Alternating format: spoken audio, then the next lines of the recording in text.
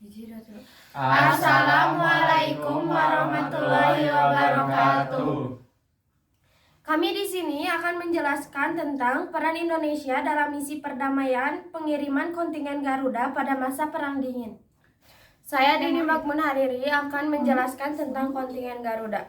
Kontingen Garuda disingkat KONGA atau Pasukan Garuda adalah pasukan Tentara Nasional Indonesia yang ditugaskan sebagai pasukan perdamaian di negara lain. Indonesia mulai turut serta mengirim pasukannya sebagai bagian dari pasukan penjaga perdamaian atau PBB sejak 1957. Kontingen Garuda dibentuk dari proses seleksi prajurit dari berbagai kesatuan di TNI. Saya akan menjelaskan latar belakang komitmen Indonesia untuk ikut melaksanakan ketertiban dunia yang berdasarkan kemerdekaan, perdamaian abadi, dan sosial merupakan amanat dari Alinea Pembukaan Undang-Undang Dasar Republik Indonesia 1945. Dalam konteks internasional, dari peran suatu negara dan memberikan kontribusi dalam menjaga perdamaian dan keamanan internasional. Sedangkan dalam konteks nasional, ketertiban tersebut merupakan sarana peningkatan profesionalisme individu dan organisasi yang terlibat secara langsung dalam operasi internasional. Sesuai dengan pembukaan Undang-Undang Dasar Negara Republik Indonesia 1945 pada alinea keempat, salah satu tujuan negara yakni menjaga ketertiban dunia berdasarkan kemerdekaan, perdamaian abadi, dan keadilan sosial.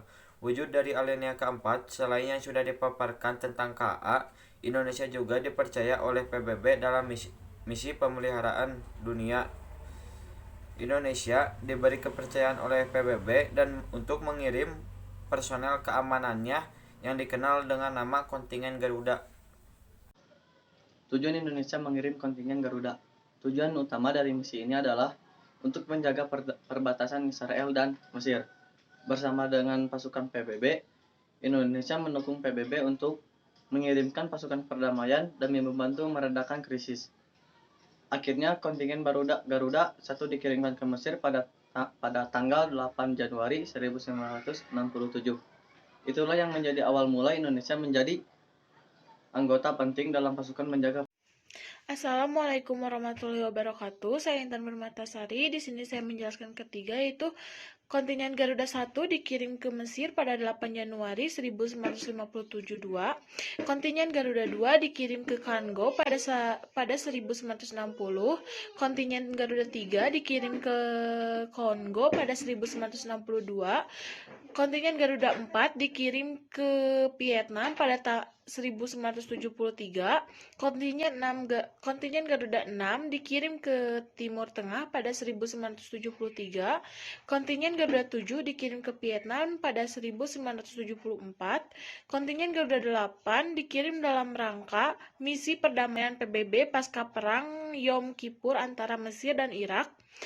Kontingen Garuda 9 dikirim ke Iran dan Irak pada 1988. Kontingen Garuda 10 dikirim ke Namibia pada Dampak yang ke-1, memperbaiki citra Indonesia di mata dunia. Yang kedua, ikut menjaga perdamaian dunia seperti yang tertuang di pembukaan UUD 1945. Yang ketiga, melakukan hubungan diplomatik yang bersahabat bagi negara yang diberi bantuan. Yang keempat, mempertegas kiprah Indonesia sebagai negara dengan militer kuat. Yang kelima, dengan selesainya misi dengan baik ikut mengharumkan nama Indonesia. Assalamualaikum warahmatullahi wabarakatuh. Perkenalkan, nama saya Kesha Utami. Di sini saya akan menjelaskan kesimpulan. Dalam misinya menjaga perdamaian dunia, Perserikatan Bangsa-Bangsa PBB punya Peacekeeping Operation UNPO atau misi pemeliharaan perdamaian MPP. Gencatan senjata penting untuk memberi kesempatan usaha politik dan diplomasi sebagai penyelesaian konflik.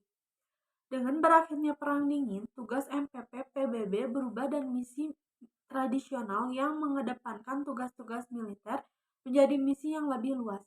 Misi yang dulunya melibatkan tentara, kini lebih banyak melibatkan polisi dan unsur sipil. Sekian presentasi dari kami. Mohon maaf bila ada kesalahan. Wassalamualaikum warahmatullahi wabarakatuh. Assalamualaikum warahmatullahi wabarakatuh. Nama saya Kisha Utami. Di sini saya dari kelompok 3. Saya akan menjelaskan pertanyaan dari Bama Arya Aprojak dari kelompok 1, yaitu pertanyaannya, mengapa PBB mempercayai Indonesia untuk menjalankan misi pemeliharaan perdamaian?